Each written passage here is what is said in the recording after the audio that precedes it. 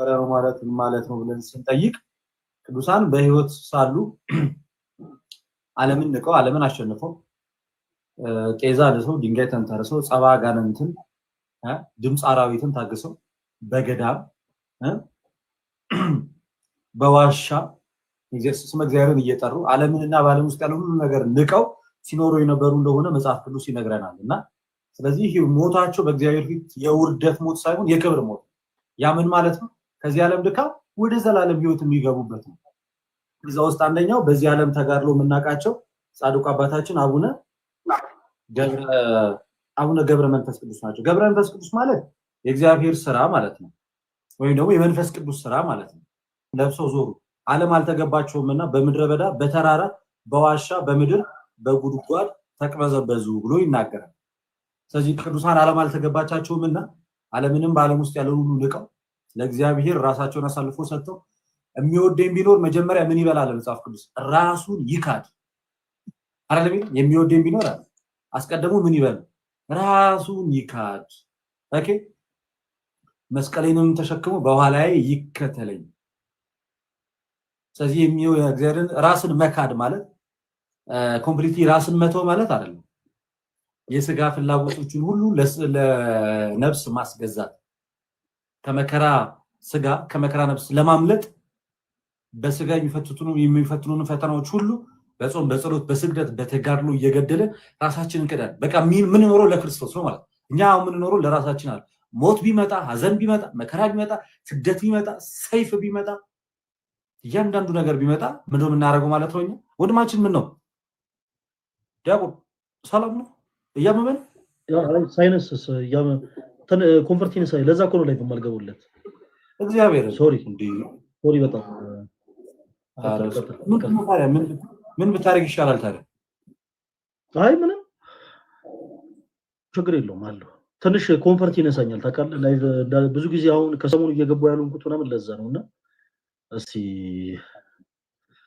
እንደምንም ብዬ ፍቱን መድኃኒት ፈልጋለሁ። እስቲ እኔ ደግሞ ልክ መጽሐፍ ቅዱስ ሳነብ የሆነ እያንዘረዘረ መሰለኝ አሁዛም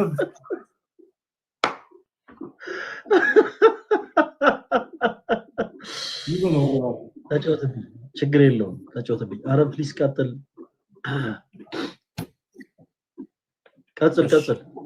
እሺ ተመስገን ምን ሆኖ ነው የወጣው? ሂዱና ስለ ቅዱሳን ሲነገር ነው የወጣው። ባይሆን እሱን ጠርጠር።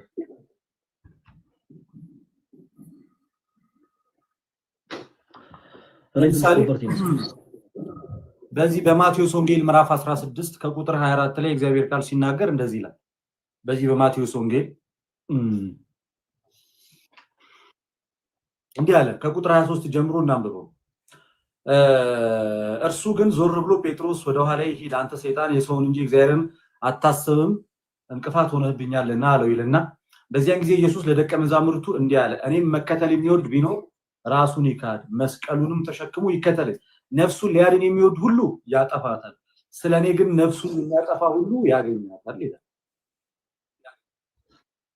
ስለዚህ ምን እያለ ነው?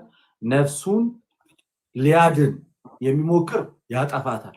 ነፍሱን ግን ስለኔ የሚያጠፋ ስለ ክርስቶስ ብሎ የሚሞት ስለ ክርስቶስ ብሎ የሚሰደድ ስለ ክርስቶስ ብሎ መከራውን የሚያደርግ ወይም ደግሞ እስከ ሞት ድረስ ለክርስቶስ ብሎ ነፍሱን አሳልፎ የሚሰጥ ነፍሱን ያገኛታል። ነፍሱን ግን የሚሸሽጋት ከመከራ የሚሰውራት ፍለፊት ወጥቶ ስለ ክርስቶስ የማይናገረው ያ ግን ምን ይላታል ማለት ነው? ነፍሱን ያዳናት ግን እሱ እያጠፋት ነው ማለት ነው። ስለዚህ ቅዱሳን አባቶቻችን ራሳቸውን ክደው ራሳቸውን ለሞት አሳልፈው ሰጥተው ይህንን ዓለም ማለት ነው አሸንፈው ዛሬ በዚች ዕለትና በዚህ ሰዓት ሰጠች። በዚያችን ሌሊት አባታችን ገብረ መንፈስ ቅዱስ እየሰማች እርሷ ወዳለችበት ቤት መጣ። አልተኛችም ነበር፣ የቤቷም ሰዎች ይሰሙ ነበር። በቤቷ በርም ቆሞ አንተ እባብ ከዚች ሴት ውጣ፣ ወደ ማደሪያ ሂድ፣ እግዚአብሔር ቀድሞ እንዳዘዘልህ አፈርህን ብላ አለው። ያም እባብ ቀድሞ በገባበት ወጥቶ ምድርን መላ። አባታችንም ከእርሷ ተሰወረ። ያቺም ሴት የሀገሩን ሰዎች ጠራች። ተሰብስበውም ያንን እባብ ገደሉት። ቁመቱም 5 ክንድ ያህል ነበር። የሀገሩም ሰዎች ሁሉ ይህንን አይተው አደነቁ። የአባታችንም ዝክሩን አደረጉ። ያቺም ሴት ሌላ ባል አግብታ 7 ልጆችን ወለደች። እስከ ዕለተ ሞቷ ድረስ የአባታችንን መታሰቢያ ዝክር ስታደርግ ኖረች። አባታችን የገብረ መንፈስ ቅዱስ ጸሎትና በረከቱ በሕዝበ ክርስቲያኑ ላይ ለዘላለሙ ጸንቶ ይኑር አሜን አሜን። ቃልዮትን ያሰማልለት ይሻል። ትንሽ እዚህ ሐሳብ ላይ የተወሰኑ ነገሮችን እንመለከት። ምናልባት ያው ለብዙ ክርስቲያን እህቶች ወንድሞቻችን ዕለቱ የበረከት ቀን ነውና አንዳንድ ጊዜ ግን በተለይ ፕሮቴስታንት ከሆኑት ወንድሞቻችን ዘንድ በተለይ ቅዱሳኑን የሚቃወም ትምህርት ስላላቸው ማለትም በፕሮቴስታንቲዝሙ ያለው ትምህርት ይሄ ክብር ለእግዚአብሔር ብቻ የሚል በወርድ ደረጃ ደስ የሚል ነገር ግን ቅዱሳንን የሚቃወም ትምህርት አላቸው እና ቅዱሳንን ስናከብር እንግዳ ነገር እንዳይመስላቸው የተወሰኑ ነገሮችን በል አንድ ሶስት ሐሳቦችን ብቻ ላንሳ። ምክንያቱም ልደት ያነሳቸው ሐሳቦች በጣም በቂ ስለሆኑ በመጀመሪያ ደረጃ ተወዳጆች ቅዱስ የምንለው አምላካችን እግዚአብሔር ነው። የእርሱ ቅድስና የባህሪው ነው። ማንንም አይሰጠውም፣ ማንንም አይነጥቀውም። ቅዱሳን የምንላቸው ግን በጸጋ ቅድስናን ገንዘብ ያደረጉ ናቸው። ከማን ከአምላካችን ከእግዚአብሔር። ይሄ ቅድስና እንደተሰጠ ሁሉ የማይነጠቅ ነው። ይሄንን ቅድስና ገንዘብ የሚያደርጉት ደግሞ የአምላካቸው የእግዚአብሔርን ፈቃድ እስከፈጸሙ ድረስ ነው። ለምሳሌ መጽሐፍ ቅዱስ በምሳሌ ያስተምራልና መጽሐፈ መሳፍንት ምዕራፍ 12 ከቁጥር 6 ላይ ስትመለከቱ ዮፍቴ የሚባል ሰው ወታደሮቹ ራሳቸውን ይለዩበት የነበረ አንድ ቋንቋ እንደነበር ይናገራል። ያም ቋንቋ ደግሞ ሺቦሌት ነው።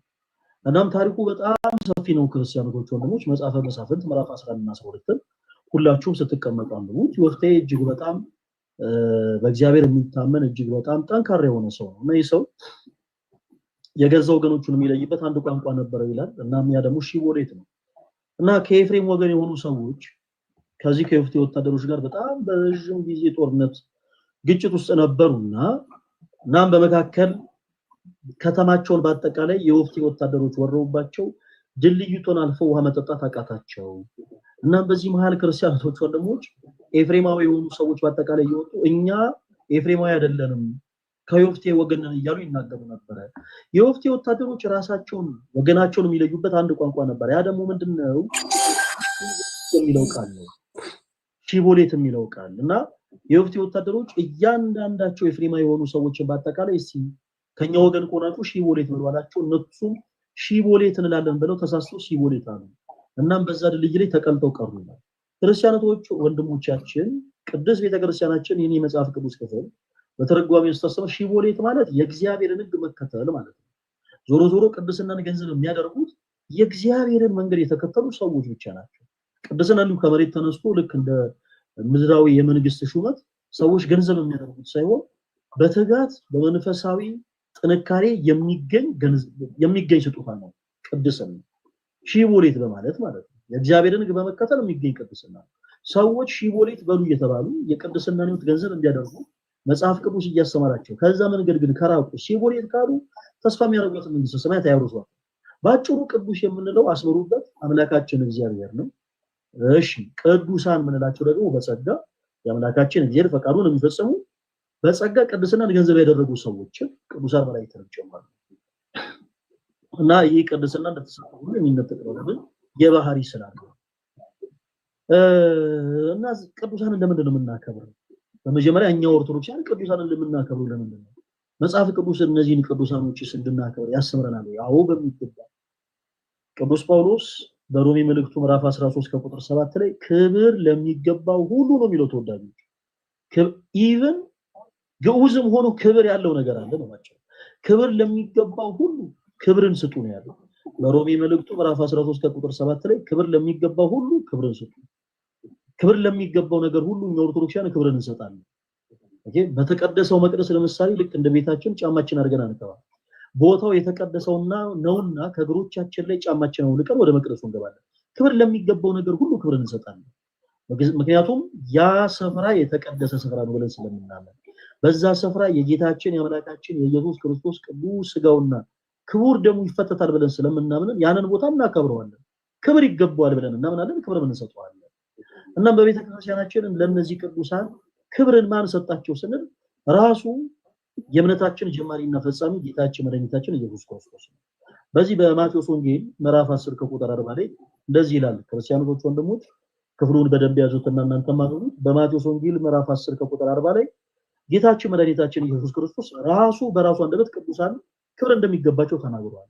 እናንተን የሚቀበል እኔን ይቀበላል እናንተን የሚቀበል እኔን ይቀበላል እኔንም የሚቀበል ደግሞ የላከኝን ይቀበላል ባጭሩ ጌታን ተቀበላል ወይ የሚልህን ሰው ኦኬ ጌታን ብቻ ሳይሆን ቅዱሳንን ጭምር እንደተቀበልክ ነገር ኦርቶዶክስ የሆናችሁ ወንድሞቻችን አንድ ሰው ዝም ብሎ ከመሬት ተነስቶ በርግጥ እውነተኛውን ጌታ ላይሆን ይችላል ሐሰተኛውን ኢየሱስ የሚያመልኩ ስላሉ ማለት ነው እና መጥቶ እንዲሁ ግን እንደው ጌታን ተቀበላችኋል ወይ ጌታን ብቻ ሳይሆን እርሱ ያከበራቸውን ቅዱሳን የተቀበልን አማኞች ነው ብላችሁ ነው ጌታችን ኢየሱስ ልክ እንዳለው እነርሱን የሚቀበል ክርስቶስን ተቀብሏል ከቁጥር 40 ላይ ስናነብ እንደዚህ ይላል ደግሜ ላምብላችሁ እናንተን የሚቀበል እኔን ይቀበላል እኔንም የሚቀበል ይላከኝን ይቀበላል ይልና ቁጥር 41 ላይ ነብይን በነብይ ስም የሚቀበል የነብይን ዋጋ ይወስዳል ጻድቅንም በጻድቅ ስም የሚቀበል የጻድቁን ዋጋ ይወስዳል ማንም ከነዚህ ከታናናሾቹ ለአንዱ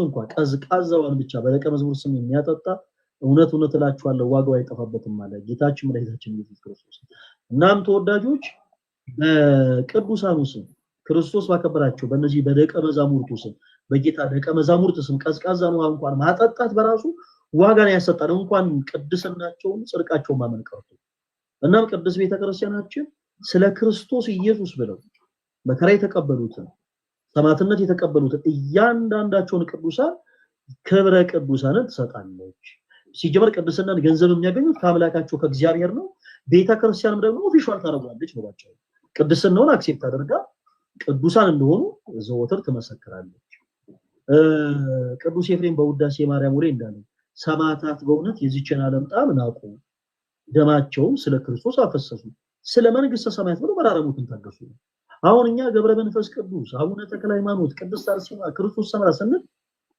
የሆኑ ሌሎች አማልክትን ፈጥረን እያመለክን ያለን የሚመስላቸው አንዳንድ አካላቶች አሉ በፍጹም ተሳስታችኋል ጋይስ እኛ ቅድስት አርሴማ ብለን ስሟን ስንጠራ ቅድስት አርሴማ ልናመልካት እርሷን ልንወድሳት ከፍ ከፍ ልናደርጋት አይደለም ተወዳጆች ይልቁኑ በእርሷ ህይወት የከበረውን ክርስቶስ ኢየሱስን ለመስበክ በህይወቷ ምን ያክል ስለ ክርስቶስ እንደተጋደለች የግድ የተጋሉ ታሪኳን እናነባለን ለምሳሌ በዚህ ዕለታውን ዛሬ ያከበርናቸው የረፍታቸውን ባል ያከበርናቸው ዛሬ በዚህ ዕለት ያከበርን ማለት ነው የጻድቁ አባታችን አቡነ ገብረ መንፈስ ቅዱስን ገድል ስናነብ ጻድቁ አባታችን አቡነ ገብረ መንፈስ ቅዱስ ጌታቸውን አምላክ መድኃኒታችን የኛን ማለት ነው ኢየሱስ ክርስቶስን በህይወታቸው ምን ያክል እንዳከበሩ ስንመለከት እኛ የቆምንበት ቦታ እንፈትሻለን ባጭሩ የቅዱሳን ገድል የሚነበበው ከዛ አንፃር የቅዱሳን ገድል የሚነበበው ተወዳጆች ከሌላ አንግል አይደለም የቅዱሳን ገድላቸው የሚነበበው አንድም ክርስቲያን የሆነን እኛ ህይወታችንን እንፈትሽበት ዘንድ አሪያ የሆኑ ዘንድ ማለት ነው ለምሳሌ በዚህ ዘመን ላሉ ሴቶቻችን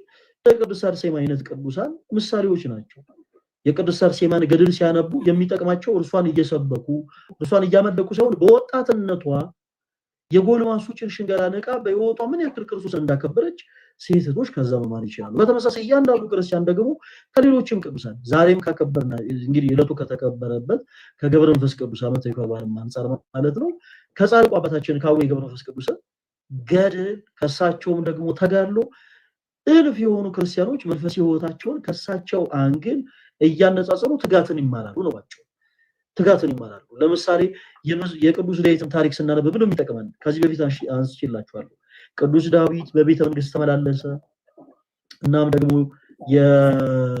የኦሪዮንን ሚስት ተመለከተ ወደ ቤተ መንግስቱ አስጠራት ከሷ ጋር ዘሞተ ተኛ ወደቀ በፍትወት እንዲህ አይነት ታሪኮችን በመጽሐፍ ቅዱስ ውስጥ ማንበባችን ምንድነው የሚጠቅመን ካለ የራሳችን ህይወት ከዳዊት ጋር እንድናነጻጸር ነው ዳዊት ምን ያክል ለአምላኩ ለእግዚአብሔር እንደታመነ ስንት ጊዜ ወርቆ እንደተነሳ ተመልክተን እኛም ወርቆ መነሳትን እንማር ዘንድ በተመሳሳይ ከነቅድስት አርሴማ የምንማር ያንን ነው በዘመናችን ያሉ እህቶቻችን የጎልማሶችን ሽንገላ ንቀው እንዴት በህይወታቸው ክርስቶስ ኢየሱስ መስበክ እንደሚችሉ አያችሁ ከገብረ መንፈስ ቅዱስ ከተክለ ሃይማኖትም ጭምር ሰዎች የሚማሩት ያንን ነው ስለ ክርስቶስ ብሎ ሁሉን መተው እንዴት እንደሚቻል ማለት ባጭሩ ይሄንን እና ቅዱሳንን ያከበረው አምላካችን እግዚአብሔር ነው እናም በዚህ ቁጥር 42 ላይ የማቴዎስ ወንጌል ምዕራፍ 10 ከቁጥር 42 ላይ እንኳን እነሱ ቅዱሳን እንደሆኑ ማመን ቀርቶ በነገራችን ላይ በእነሱ ስም በጌታ ደቀ መዛሙርት ስም ቀዝቃዛ ውሃን ማጠጣት በራሱ ዋጋ እንደሚያሰጥ በዚህ መጽሐፍ ቅዱስ ክፍል ላይ ይናገራል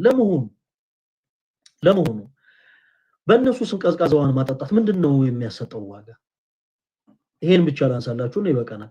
በእነሱ ስም በዚህ በቅዱሳኑ ስም እንግዲህ ክፍሉ እንደሚለው በጌታችን በመድኃኒታችን በኢየሱስ ክርስቶስ ስም አይደለም የሚለው ኦኬ ክርስቶስ ኢየሱስ ቅዱሳን ብሎ በጠራቸው ኦኬ እነሱን የሚቀበል እኔን ይቀበላል ብሎ ስለተናገረላቸው ስለነዚህ ቅዱሳን በተናገረበት አንቀጽ ላይ ቁጥር 42 ላይ ማለት ነው ማንንም ከነዚህ ከታናናሾቹ ለአንዱስ እንኳን ቀዝቃዛውን ቢሰጥ ኦኬ ዋጋው አይጠፋበትም ማለትና ይሄ ዋጋ ምንድነው ስንል እንግዲህ ቅዱስ ጳውሎስ ይነግራል እንደምታውቁት እንዲህ አይነት ነገሮች በጎ ሰዎች ናቸው በጌታችን በአምላካችን በመድኃኒታችን በኢየሱስ ክርስቶስ ደቀ መዛሙርት ስም ቀዝቃዛውን ማጠጣት በጎ ስራ ነው በእንደዚህ አይነት ስራ ደግሞ ለሚጸኑ ሰዎች የማይጠፋው ዋጋ ምንድነው ስንል ቅዱስ ጳውሎስ በሮሜ መልእክቱ ምዕራፍ 2 ቁጥር 7 ላይ ይናገራል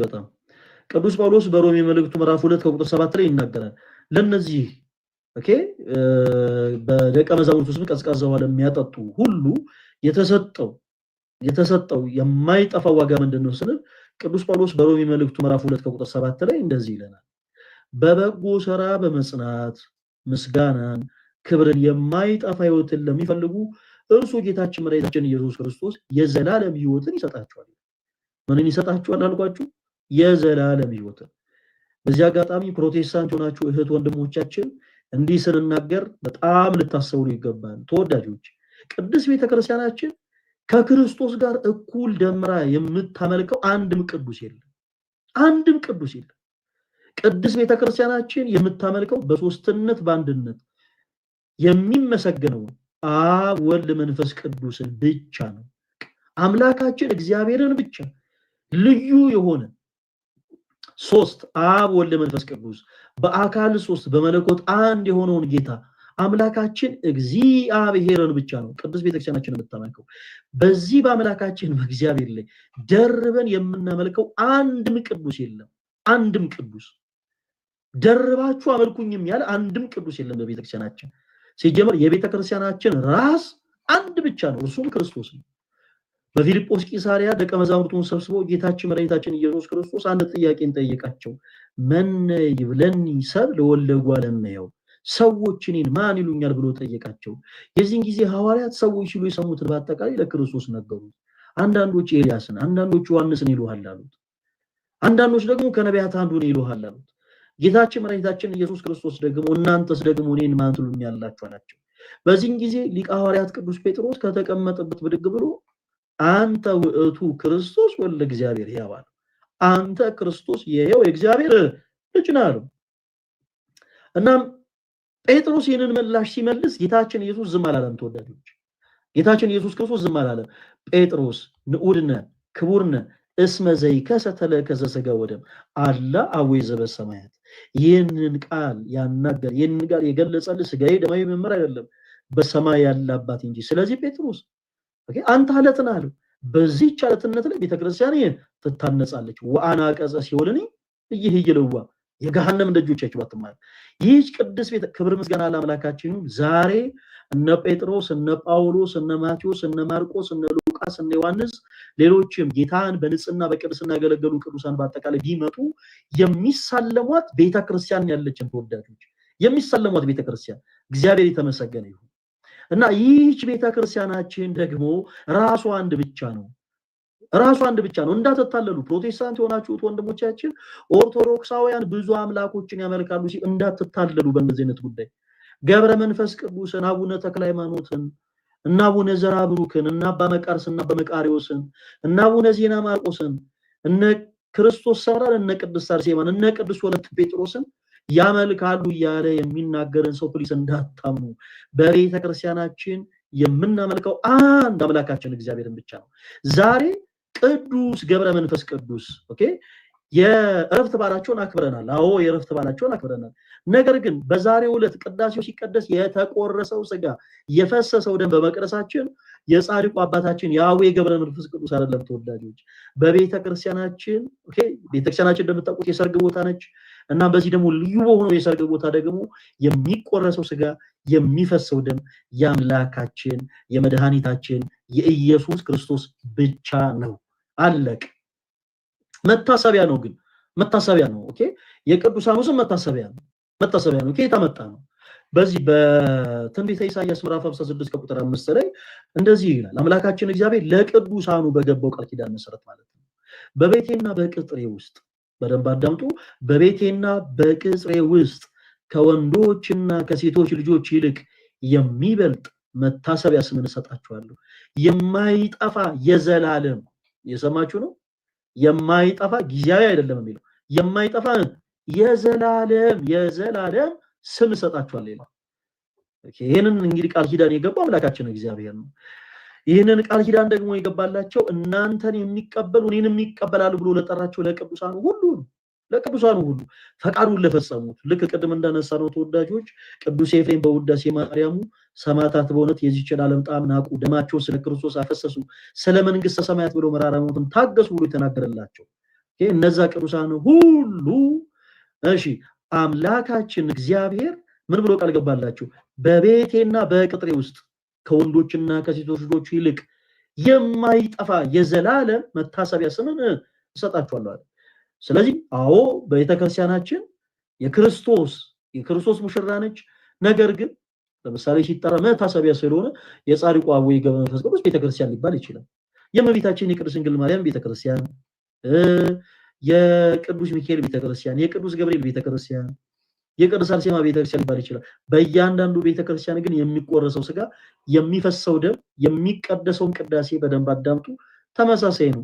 የሚቆረሰው ስጋ የሚፈሰው ደም የጌታችን የአምላካችን የመድኃኒታችን የኢየሱስ ክርስቶስ ብቻ ነው። እናም ቅዱሳን አዎ ክብር አላቸው። በነገራችን ላይ ይሄንን እኛ ከልባችን አፍልቀን ለነሱ የደረስንላቸው ድርሰት ሳይሆን መጽሐፍ ቅዱስ በሚገባ ግልጽ በሆነ መልኩ የመሰከረላቸው እውነት ነው። ሁለት ሐሳቦችን ብቻ ለሰውሳችሁ ተወዳጆች ጌታችን መድኃኒታችን ኢየሱስ ክርስቶስ በማቴዎስ ወንጌል ምዕራፍ 10 ከቁጥር 40 ጀምሮ እንዲህ ብሎ ለቅዱሳኑ ቃል ገባ። እናንተን የሚቀበል እኔን ይቀበላል። እየሰማችሁ ነው? እናንተን የሚቀበል እኔን ይቀበላል። ኦኬ በዚህ አጋጣሚ ቅድም እንዳልኳችሁ የሆነ ሰው መጥቶ እንደው ጌታን ተቀበላል ወይ ጌታን ተቀበላሽዋል ካላችሁ ጌታ ኢየሱስን ከነ ቅዱሳኑ ጭምር ተቀበለው ነው አልበሉ። ጌታ መጣችሁት እንደዚህ ነሳብ ከተባላችሁ ይሄው የማቴዎስ ወንጌል ምዕራፍ 10 ከቁጥር 40 አውጥታችሁ ማሳየት ጌታችን ኢየሱስ እናንተን የሚቀበል እኔን ይቀበላል ነው ያለው። ኦኬ እኔን ብቻ የሚቀበል በቃ እናንተን ሳይቀበል እኔን ብቻ ይቀበል የሚል ሐሳብ አልተናገረንም ጌታችን። እንደዚህ የሚል መጽሐፍ ቅዱስ ትምህርት የለም። በነገራችን ላይ ቅዱሳኑን ከክርስቶስ ራሱ መለየት ፍጹም አጋንንታዊና ሰይጣናዊ የሆነ ትምህርት ነው። መጽሐፍ ቅዱስ ይህን ስለማይደግፍ ማለት ነው። መጽሐፍ ቅዱስ ይህን ስለማይደግፍ ቅድም እንዳልነው ቅዱስ የምንለው አምላካችን እግዚአብሔርን ነው። ቅዱሳን የምንላቸው ደግሞ እንዲሁ በጸጋ ከአምላካችን ከእግዚአብሔር ቅድስናን ያገኙት ነው። እናም አምላካችን እግዚአብሔር በዚህ የመጽሐፍ ቅዱስ ክፍል ላይ ግልጽ በሆነ አማርኛ ምን አይነት ሐሳብን አስተላልፏል? እናንተን የሚቀበል እኔን ይቀበላል። እሺ ከዛስ በኋላ ነብይን በነብይ ስም የሚቀበል የነብዩን ዋጋ ያገኛል። ጻድቅን በጻድቅ ስም የሚቀበል የጻድቁን ዋጋ ያገኛል። በነገራችን ላይ ቅዱሳኑን እንደ ቅድስና መቀበል ብቻ ሳይሆን ኢቭን በእነሱ ስም የተራበን ማብላት የተጠማን ማጠጣት ዋጋ ያሰጣል። ዛሬ በዚህ ዕለት በጻድቁ አባታችን በአቡነ ገብረ መንፈስ ቅዱስ ስም ዳቦ እየቆረሳችሁ ስታድሉ የነበራችሁ፣ ቆሎ እያመጣችሁ ስታዘግኑ የነበራችሁ፣ ቀዝቃዛ ውሃን ለተቸገሩ ሰዎች ስታጠጡ የነበራችሁ፣ ኢቭን ለታረዙ ሁሉ ልብስን ስታለብሱ የነበራችሁ፣ በአጠቃላይ በእንደዚህ አይነት በጎ ስራ ስትጸሩ የነበራችሁ እህት ወንድሞቻችን በአጠቃላይ ጌታችን መድኃኒታችን ኢየሱስ ክርስቶስ ለእናንተ የገባው ቃል ኪዳን አለ። ምን ብሎ ቁጥር 42ን ስትመለከቱ ማንም ከነዚህ ከተናናሾቹ ለአንዱ እንኳን ቀዝቃዛ ውሃን ቢሰጥ በእነሱ ስም ነው የሚለው፣ በእኔ ስም አይደለም የሚለው፣ በእነሱ ስም ቀዝቃዛ ውሃን ቢሰጥ እውነት እላችኋለሁ ዋጋው ምን አይለበትም አይጠፋበትም። እንዲህ አይነቱ ደግሞ አይጠፋም የተባለው ዋጋ ምንድነው ስንል ኦኬ በእንደዚህ አይነት በጎ ስራ ሰዎች ጸንተው የሚያገኙት የማይጠፋ ዋጋ ምንድነው ስንል ቅዱስ ጳውሎስ ቅድም እንዳልኳችሁ በሮሜ መልእክቱ ምዕራፍ 2 ከቁጥር 7 ምን አለን? በበጎ ስራ በመጽናት ምስጋናን ክብርን የማይጠፋ ሕይወት ለሚፈልጉ እርሱ ጌታችን መድኃኒታችን ኢየሱስ ክርስቶስ የዘላለም ሕይወትን ይሰጣቸዋል። ሰርፕራይዝ! ፕሮቴስታንት ሆናችሁት ወንድሞቻችን ልክ የቅዱሳን ስም ሲጠራ ሳታቁ ጌታችሁን እንደው አለ አይደለ አንዳንድ ጊዜ ሰው በነገራችን ላይ መጽሐፍ ቅዱስን በመላእክትና በስፋት መረዳት አለበት የምንለው በምክንያት ነው። የቅዱሳን ስም ሲጠራ በስህተት ኦኬ ጌታ ኢየሱስን ያስደሰታችሁ መስሏችሁ የቅዱሳን ስም ሲጠራ ፊታችሁ ስታጨማድዱ የነበራችሁ የቅዱሳንን ስም ልክ አለደለ ብቻ በጣም በማይገባ ቃላት ስፔሻሊ በፕሮቴስታንቱ አውደ ምሕረት ላይ እነ ቅድስት አርሴማን ጭምር ስለ ክርስቶስ ብላ ዓለማዊ ህይወትን ንቃ የጎልማሶች ሽንገላን ንቃ ኢቨን በዚህ ዘመን እንኳን ያሉ ወጦች የማያርጉትን ተጋድሎ የተጋደለችን እናት ጣዖት ናት እስከሚል ድረስ ትውልዱ የደረሰው ነገራችን ላይ መጽሐፍ ቅዱስን በመዳት ባለመረዳት ነው። እናም ተወዳጆች ቅዱሳንን መቀበል ክርስቶስን መቀበል ነው። ይሄ ይሰመረበት። ሁላችሁንም ኦርቶዶክሳውያን በድጋሚ እንኳን ለጻድቁ አባታችን አቡነ ገብረ መንፈስ ቅዱስ የዕረፍት በዓል በሰላም አደረሳችሁ። ምናልባት እንግዲህ ካለን ወደ በኋላም ጥያቄ መነቀበል ይሆናል። እንግዲህ እቺን ሐሳብ ለመጨመር ብዬ ነው። አረዝንኩባችሁ፣ በጣም ይቅርታ። ተሟችን ሰዓት ያስኩባችኋል። ፈለጊ ብዙ ልናገር የፈለኩትን ሁሉ ከመላሴ ላይ እየቀማህ ነው የሚመስለው ሁሉን አስተናገር። ፕሮቴስታንቲዝም ቤት ላይ ብዙ ጊዜ ገድላት ይቃወማሉና ገድላት የሚቃወሙት ገድል የአንድ የአባትን ታሪክ የሚያስቀምጥ ወይም ደግሞ ብዙ ሃይማኖታዊ የሆኑ አባቶች የተጋደሉበትን ታሪካቸውን የሚያስቀምጥ ነውና ያንን ነገር ስታነቡ ጻድቅ ሲባል ምን ማለት ነው ዋናው ጉዳይ። ጻድቅ ሲባል በክርስቶስ ኢየሱስ ያመኑ ሃይማኖታዊ ገድልን የተጋደሉ እነሱ መቼም ሲኦል ይገባሉ ብለን አናስብም እና ጻድቅ ናቸው ብለን ነው የምናስበውና በእነሱ ስም ነው የሚለው። ደግሞ ጻድቆች ደግሞ የክርስቶስ ኢየሱስ ደቀ መዛሙርቶች ናቸውና ደቀ መዛሙርት ማለት ሲተረጎም የክርስቶስ ኢየሱስ ተከታይ ማለት ነውና በክርስቶስ ኢየሱስን የሚከተሉ እነሱ በእነሱ ስም ያደረገ ነው። አሁን በእነሱ ስም ያደረገ ሲል በእነሱ ስም አጋንንት ወይም ሌላ ነገር ናት። በእነሱ ስም ቀዝቃዛ ውሃ ያጠጣ ነው የሚለው። ቀደም ላይ ወንድማችን ዲያቆን ፈለገ አትናቴዎስ ጥቅሱ ስላነበበው ነው እና ማቴዎስ ወንጌል ምዕራፍ 10 ላይ ሁላችሁም ለምንድን ነው በጻድቅ ስም ውሃ የምታጠጡት? ለምንድን ነው በጻድቅ ስም የምትዘክሩት? ለምንድን ነው የጻድቃንን ቀናቶችን ዓመታቸውን ወራቸውን እየቆጠራችሁ የምትዘክሩት ሲል ይህ ጥቅስ በቂ ነው፣ በቂያቸው ነው እና ነፍሱን የሚያገኝ ያጠፋታል ይላል ቁጥር 39 ላይ። ነፍሱን ለእኔ የሚያጠፋ ያገኛታል፣ እናንተን የሚቀበል እኔን ይቀበላል፣ እኔንም የሚቀበል የላከኝን ይቀበላል ይላል። ነብዩን በነብዩ ስም የሚቀበል የነብዩን ዋጋ ያገኛል ይወስዳል። ጻድቅንም በጻድቅ ስም የሚቀበል የጻድቁን ዋጋ ይወስዳል ነው።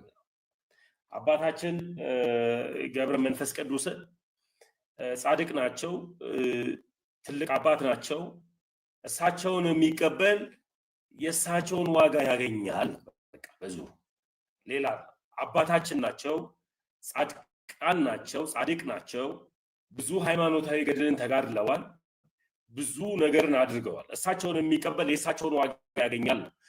በእሳቸው ስም እሳቸውን ያመሰገነ፣ እሳቸውን ያገለገለ፣ እሳቸውን ያከበረ፣ እሳቸውን ያመለከ አይደለም። እሳቸውን ያመለከ ሳይሆን እሳቸውን ግን ከክርስቶስ ኢየሱስ የተቀበሉትን ክህነትን ያከበረ ለሚባል መጽሐፍ ቅዱስ ሲናገር ቅድም ወንድማችን በደንብ ድብን አድርጎ ነግሮታል።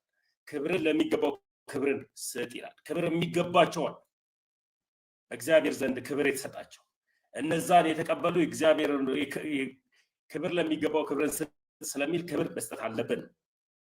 ማንም ከነዚህ ከተናናሾቹ ለአንዱ ማለትም ማድረግ ለማይችሉ፣ መብላት ለማይችሉ፣ መጠጣት ለማይችሉ ይቅርታ አድርግልኝ ፈለጊ፣ አንድ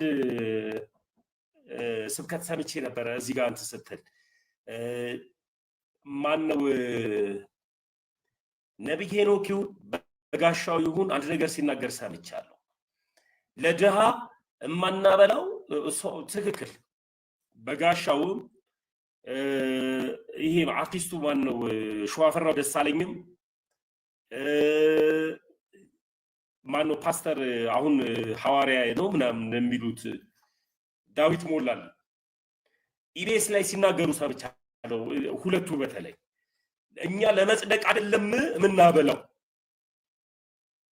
ስለጸደቅ ነው የምናበላው። እኛ ለመጽደቅ አናበላም። መጽሐፍ ቅዱስ ሲናገር ግን ማነው ከታናናሾቹ ለአንዱ ቀዝቃዛ ውሃ ብቻ በደቀ መዛሙርቱ ስም የሰጠ እውነት እላችኋለሁ እውነቱ አይጠፋም ይላል። ስለዚህ ይሄ ነገር ምንድነው? ለድሃ ማብላት ጽድቅ ነው ለሚባል ተርቤ አብልታችሁኛል ወይ፣ ተጠምቼ አጠጥታችሁኛል ወይ፣ ታርዤ ጠይቃችሁኛል ወይ፣ ታስሬ ጠይቃችሁኛል የሚል ለነዚህ ሁሉ ነገር ማድረግ ጽድቅ ነው። ክርስቲያን ነው ይሄንን የሚያደርገው።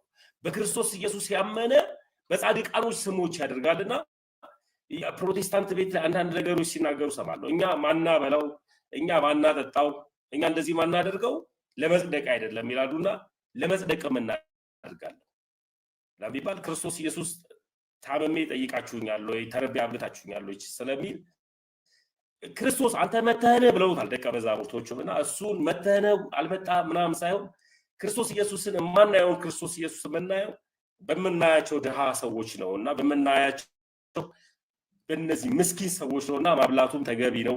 የጻድቃንንም ዋጋ ለማግኘት ላለው ዲያቆንዬ ረጅሙን አንተ ስለሄድክበት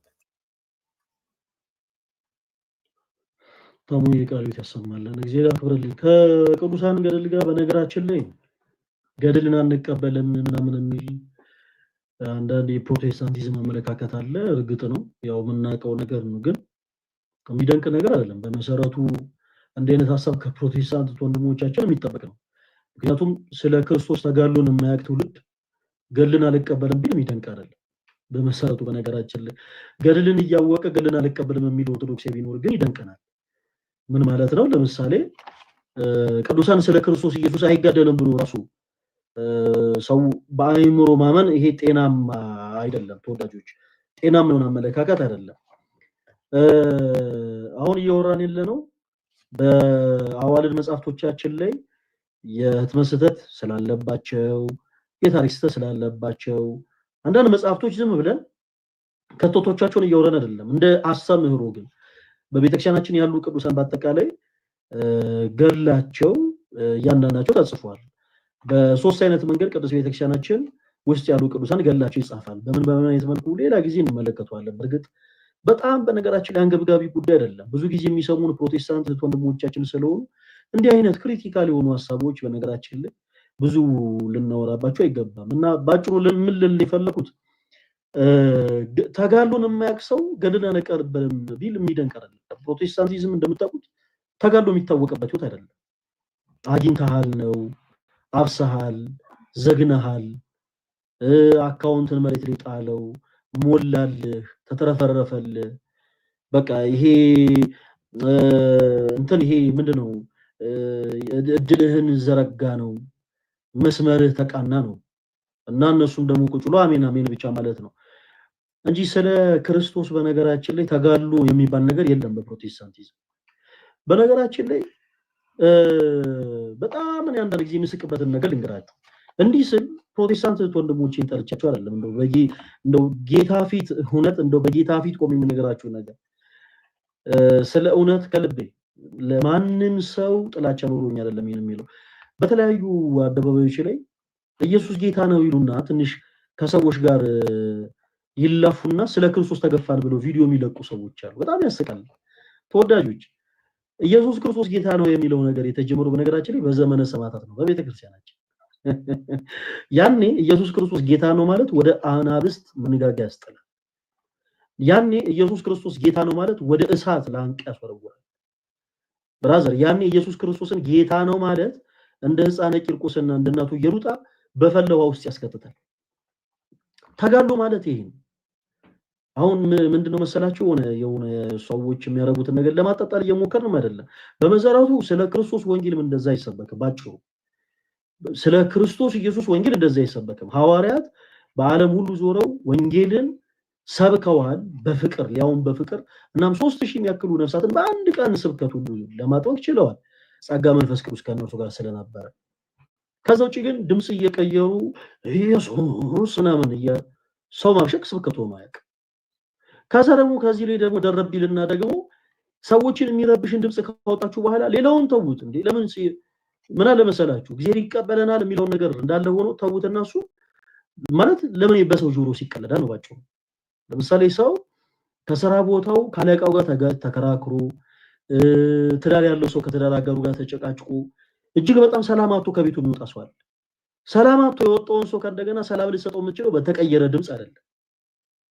አይደለ የሆነ ድምጽህን ወጠረ የሆነ በሚያስበላ አይነት ድምጽ አይደለም ሰላሙን ልትሰጠው የምትችለው እና ብዙ ጊዜ ተጋድሎን የማያውቁ ሰዎች ልክ ተጋድሎን የሚያውቁ መስለው ስለ ክርስቶስ ተገፋን ስለ ክርስቶስ እንዲሆነን ይላሉ በጣም ያስቃል ጋይስ በጣም ያስቃል ተጋድሎን የሚያውቅ ትውልድ በነገራችን ላይ ኦርቶዶክስ ትውልድ ነው እግዚአብሔር የተመሰገነ ይሁን በሊቢያ በረሃ ላይ እንደምታውቁት ክርስቲያን የሆኑ እህት ወንድሞቻችን ኢየሱስ ስለሚለው ስም ይሰማል በደንብ ቆቆይሲ ይሰማል አይደል ኢየሱስ ስለሚለው ስም አንገታቸው ተቀልቷል ብራዘር ወይ ተገፍተናል ምናምን ብለው ቪዲዮ አይደለም የለቀቁት ያን በደንብ አጋፍታችሁ አዳምጡ ኢየሱስ ስለሚል ፕሊስ ሁላችሁ ማራ ፕሊስ ኢየሱስ ይያላችሁ ጻፉ እስቲ እውነት በቁም ነገር ኢየሱስ ስለሚለው ስም እነዛ 33 የሚሆኑ ኢትዮጵያና ኤርትራዊ ወንድሞቻችን 21 የሚሆኑ ግብጻዊ ወንድሞቻችንም ጭምር ስለዚህ ስም ብለው አንገታቸው ተበጥሷል በሰይፍ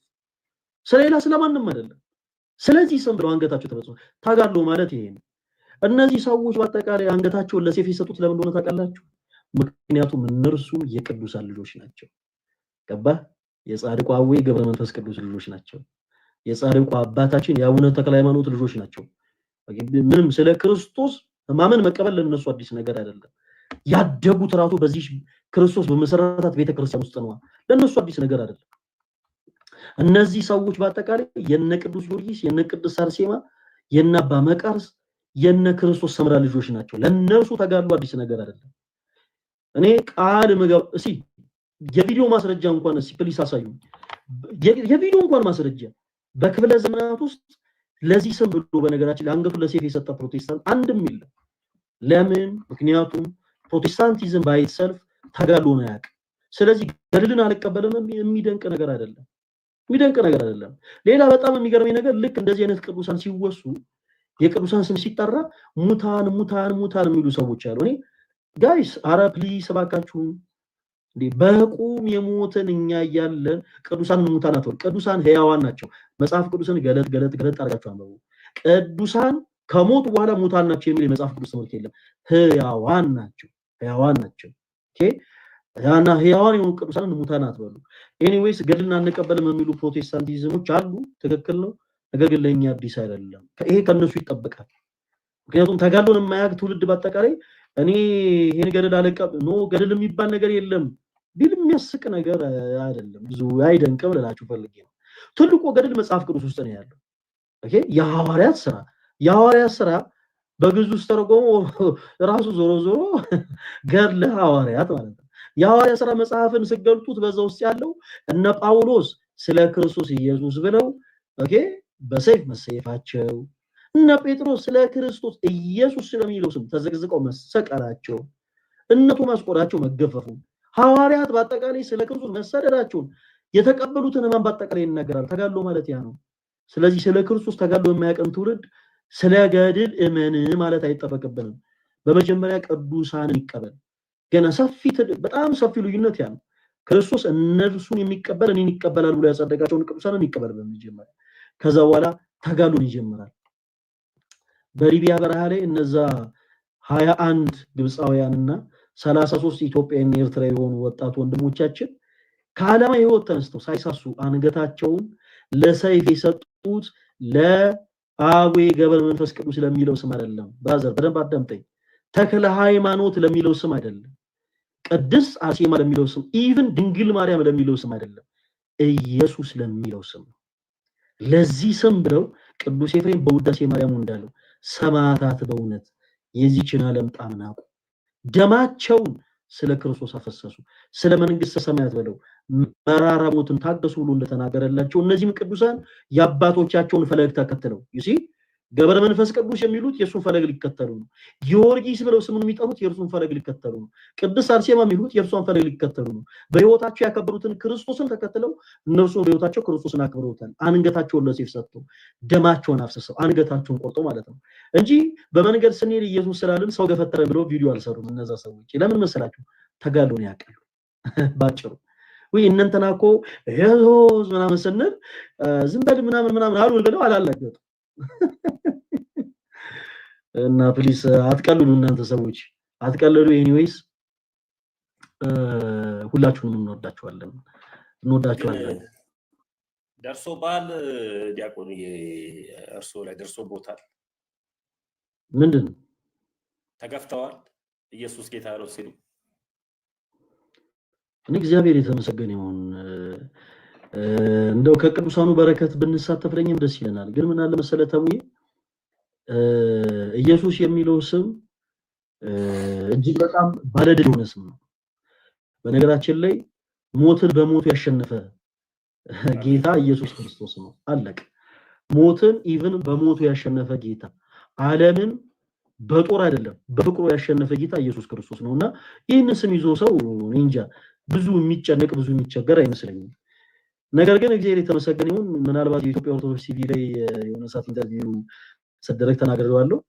እዚህ ቲክታክ ፕላትፎርም ላይ ከገጠሙኝ ነገሮች ውስጥ አንዱ ምንድነው ፕሮቴስታንት ከሆኑ ሰዎች 3 ጊዜ የግድያ ዛቻ ተሞክሮብኝ ያውቃል። ስፔሻሊ አንድ ግለሰብ ውጭ ሀገር ይኖር የነበረ ሰው ነው፣ ፕሮቴስታንት የሆነ ሰው ነው። ለጊዜው ስሙ ምናምን ዩዘሩ ምናምን መናገር አልፈልግም። የግድያ ዛቻ ግን አደረሱ ያውቃሉ። እግዚአብሔር የተመሰገነ ይሁን።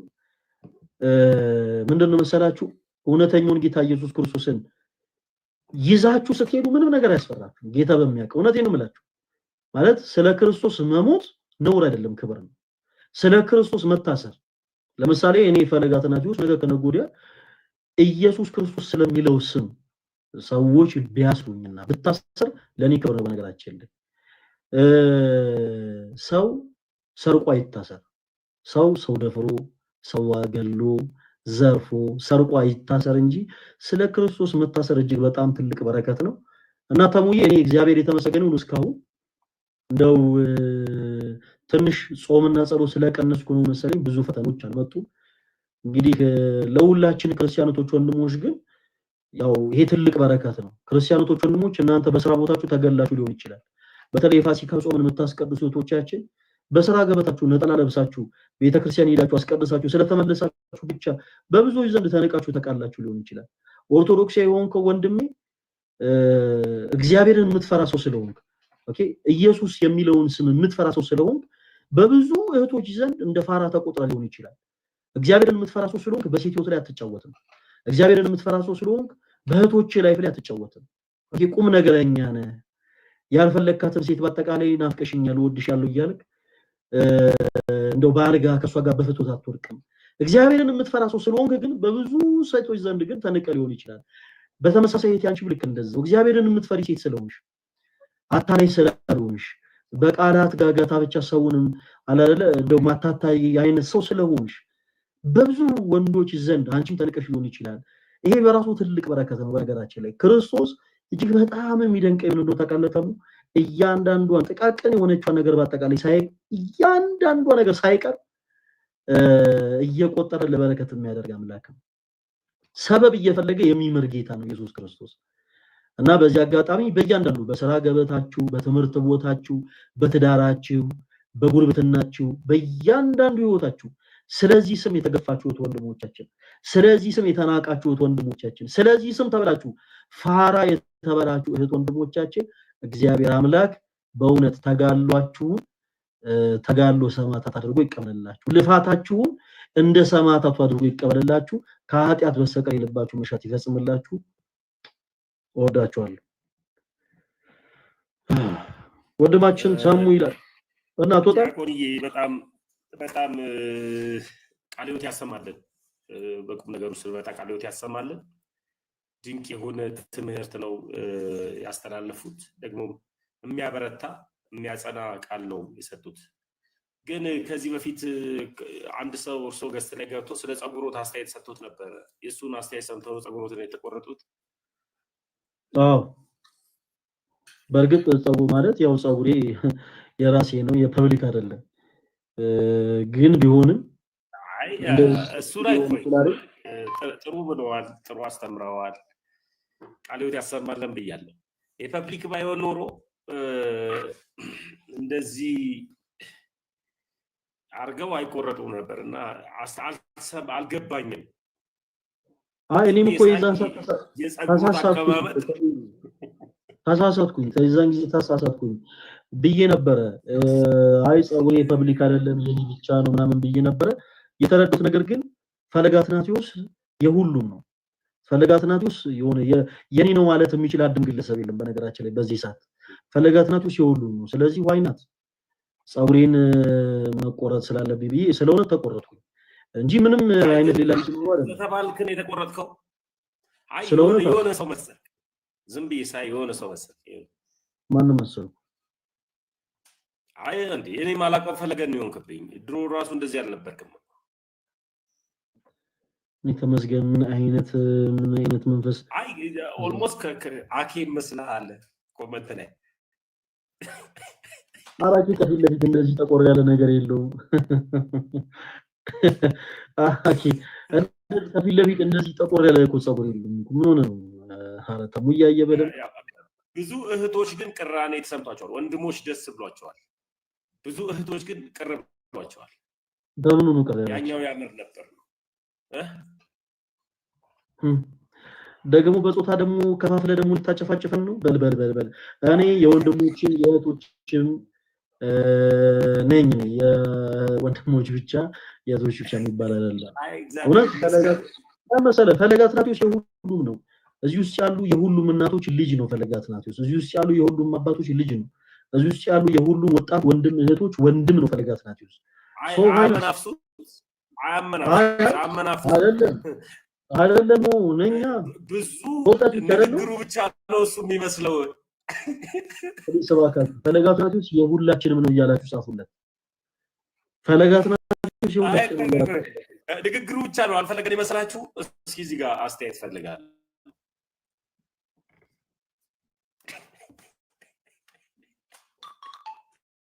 በነገራችን ላይ እርግጠኛው የምናገረው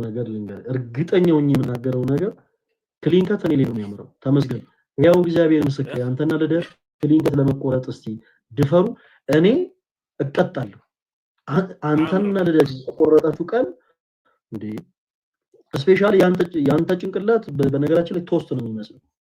ቶስት ማለት ታውቃለህ የሆነ ዳቦ ምናምን ገብቶ ደስ የሚል የሆነ ማሽን አለ ከፊትና ከኋላ በቃ ከፊትና ከኋላ እንደዛ ነው ያንተ። በተለይ ለክሊንከት አይሆንም። የልደት ደግሞ ቅዱስ ሚካኤልዬ የልደት ደግሞ የሆነ በቃ የሌለ በጣም እሱ ጨረቃ ነው የሚመስለው ጭንቅላቱ። ጨረቃ እኔ በቴሌስኮፕ አይቻለሁ። ባይዘው 8ኛ ክፍል እያለሁ ትምህርት ቤቴንና ክፍለ ከተሜን ወክዬ የኢትዮጵያ ሳይንስ ሶሳይቲ የኦብዘርቫቶሪው የምርመራ ሄጄ እንጦጦ እግዚአብሔር ይመስገን በቴሌስኮፕ ጨረቃን አይቻታለሁና ሳይ ትዝ ያለኝ ነገር ምንድነው መሰለኝ የልደት ጭንቅላት በጣም ብዙ ጎረጎሩ ነገሮች አሉ ጭንቅላቱ ላይ ጀለስ ጸጉሩን ሲላጨው ስላላየው እዚህ ጋር የሆነ ጉርጉድ ያለ ነገር እዚህ ጋር አስትሮይድ የሚባሉ ከዋክብት አሉ እና እነዛ አስትሮይድ የሚባሉ ነገሮች ጨረቃ ላይ አልፎ አልፎ ስለሚያርፉ ነው። በእርግጥ ጨረቃ ጉርጉሮች ሆኔ ልደት ምን እንደሚያርፍ ጭንቅላቱ ላይ እግዚአብሔር ይወቀው። ግን በጣም ብዙ ጉርጉር ነገር አለ። እኔ ያውቃለሁ ጸጉር ቆራጭ ላይ ታለ አብሬው ይዤ ነበርና ተሰቃይታ ነው የምትሰራው ስትል መላጣ ነው። እንዴት ዋጋ ከፍላበት ነው ሁሉ የምትሰራው? አይ ልደት እኮ በነገራችን ላይ አያወጣም። ልደት ብዙ ጊዜ ያኮርፉታል ጸጉር ቆራጮቹ ሰምቻለሁ።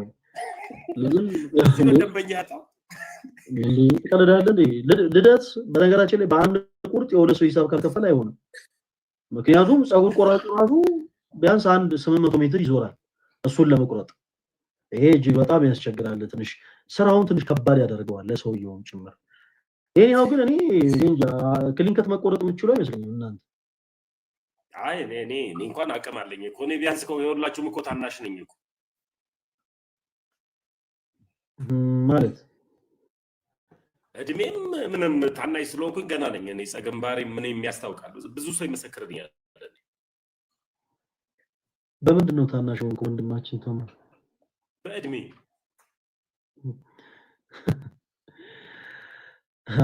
ተው ማለት ነው። አንተ ለጋብቻ እኮ ሽማግሌ ራሱ ብትልክ ለጋብቻ ሽማግሌ ብትልክ ሽማግሌዎቹ ሄደው የሴቷ ቤት ልጃችሁን ለልጃችን አይሉም። በነገራችን ላይ ልጃችሁን ለስራ ባልደረባችን ወይም ደግሞ ለጓደኛችን ብለው ነው የሚጠይቁት። እንዴ በእድሜ ታናሻችሁ ነኝ አላለም እንዴ? ክፈትለት በር ላይ ነው ሂድ። በጣም ልጅ ነኝ ሚዲኒኪ በጣም ልጅ ነኝ። እውነት እኔ እድሜ መናገር ስለማልወድ ነው እንጂ ልጅ ነኝ። ብዙ ሰው ልጅ ነው ብሎ እንዳይንቀኝ ብዬ ስንት መንግስት አይተሃል ተሙ? ፈፄ ፍጹም ግን ለምንድን ነው ገስ ሲጽፍልኝ ያልመለስክለት ግን ፈለጊ መቼ? እኔ እኮ ብዙ ሜሴጅ ሪኩዌስት እያየሁ አይደለም። እና ደግሞ ምን ማንን ከማን ልታነካክስ ነው አንተ? አይ ፍጹም ነግሬዋለሁ። ያው አሁን እየሰማ ፍጹም ወዳጆች ማለት የኔ ሰኞ በነገራችን ላይ ማንም ሰው እንዳይቀር እሺ። ሰኞ ከቀኑ 4 ሰዓት ራሳቸውን በማጥፋት ህይወት ማለት ይሄ ራስን የማጥፋት ስሜት እየተሰማቸው ያሉት ወንድሞቻችን እናወራለን እና ተሙ ይቅርታ ስላቋረጥኩ በዚህ አጋጣሚ ላስታውሳችሁ ብዬ ነው። በጣም የሚገርማችሁ ነገር እኔ የማገለግልበት ቤተክርስቲያንም አንዲት እህታችን በተመሳሳይ ራሷን አጥፍታ ነበርና ጉዳዩን እንዲሁ ትንሽ እንግዲህ በምን ምክንያት ሰዎች ራሳቸውን እንደሚያጠፉ ብዙ ሰዎች ምንም አይነት ሪዝን በምን አይነት ሪዝን እንደሆነም ብዙ አያውቁም እና ከሰሞኑ እዚህ በቲክታክ ፕላትፎርም ላይ እንዲሁ በተመሳሳይ ደግሞ እኛም የምናውቃት አንዲት እህታችን ራሷን ያጠፋችበት መንገድ ተመልክቼ እኔ በግሌ ጠይቄ ራሴን ልመልስ የቻልኩት ትልቁ ምላሽ ምንድነው ለምንድነው እነዚህ ሰዎች ራሳቸውን እያጠፉ ያሉት ብዬ ራሴን ጠይቄ ለራሴ የመለስኩት ትልቁ ምላሽ ምንድነው አዳማጭ ስላጡ ነው ባይነኝ አዳማጭ ስላጡ እና ስለዚህ ሰኞ ከቀኑ 4 ሰዓት ጀምሮ በቻልነው አቅም ከእህት ከወንድሞቻችን ጋር ለማውራት እንሞክራለን። እንደ እግዚአብሔር መልካም ፈቃድ አይታወቅም እስከ ማታም ልንቀጥል እንችላለን እና በዚህ አጋጣሚ ሰኞ ከቀኑ 4 ሰዓት ላይ ራስን በማጥፋት ስሜት ላይ ያላችሁ ኦርቶዶክስ የሆናችሁ ወንድሞቻችን ሁላችሁም ተገኙልን ፕሊስ እሺ። ሁላችሁንም ማውራት እንፈልጋለን። ሁላችሁንም ልናዳምጣችሁ እንፈልጋለን። የፈጀውን ጊዜ ሰኞ ቀን 4 ሰዓት ገባለው እንጂ ሞቶ በዚህ ሰዓት ማለት ነው።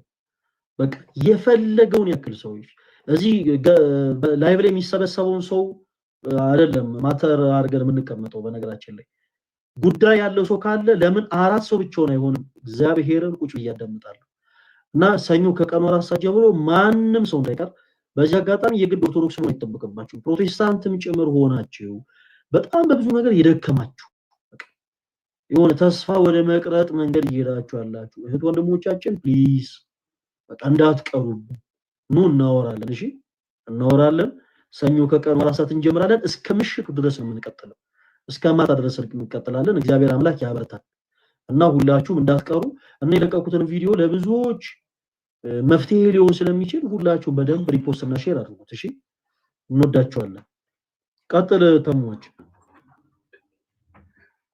ዲያቆንዬ ቃል ይወት ያሰማልን። ድንቅ ምክር ነው። ድንቅ ደግሞ ሐሳብ ነው ይዘህ መጣ። ተሙ አንተም ሰኞ ባትቀር ጥሩ ነው። ዛሬ እኮ ሰኞ ነው። ለምን ዛሬ